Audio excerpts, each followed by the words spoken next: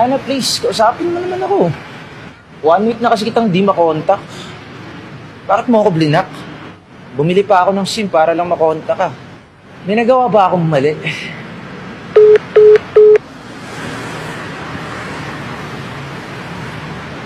Ana, please, kausapin mo ako. Sabihin mo naman sa akin kung may nagawa man akong mali. Eric, I'm sorry. Nagkabalikan kami ni Kevin.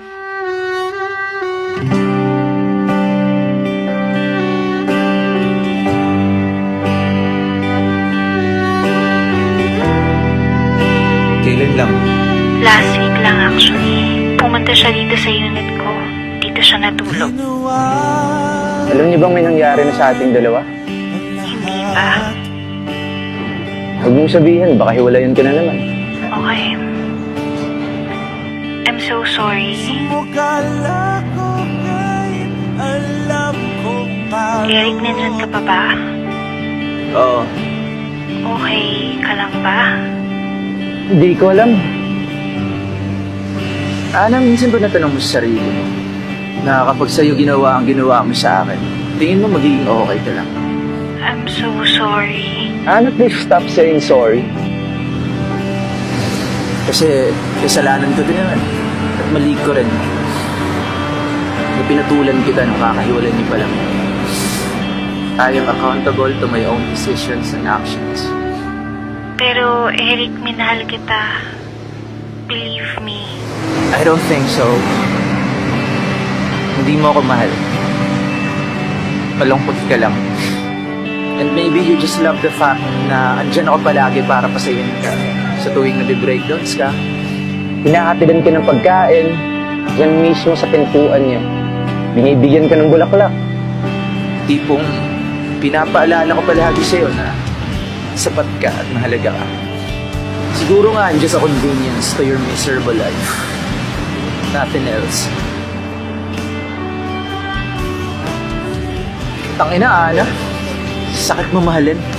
Alam kong sobrang sakit ng ginawa ko sa'yo. Sana mapatawad mo ko. At sana hindi ka magbago. Ana, pwede bang humingi ng pabor?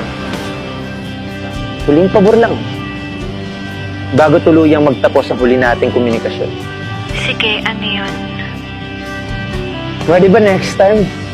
Kung sakaling maging sawi ka ulit sa pag-ibig, please, huwag kang gumamit ng tao upang pagtakpan ang nararamdaman mong sakit. Kill in peace and in silence. Pwede ba? Okay. Thank you for reminding me. Can I have a favor as well? Pwede bang huwag ka nang magparamdam sa akin para maging panatag na ulit kami dalawa? Okay lang. Huwag kang mag-alala. Huling tawag at pangungulit ko nito sa'yo. At huwag kang mag-alala, Ana. Kasi kung sakaling pagtagpuin man ulit ang undas natin, ako na mismo ang iiwas sa'yo. May gusto ka ba bang sabihin bago kayo babayang tawag? Kasi to be honest, lumabas lang ako sa kwarto kasi nandun si Kevin. Baka maninig ako nakausap ka. Salamat. Salamat sa masasakit, malulungkot, masasaya na mga alaala. Pero ang masasabi ko lang ay sana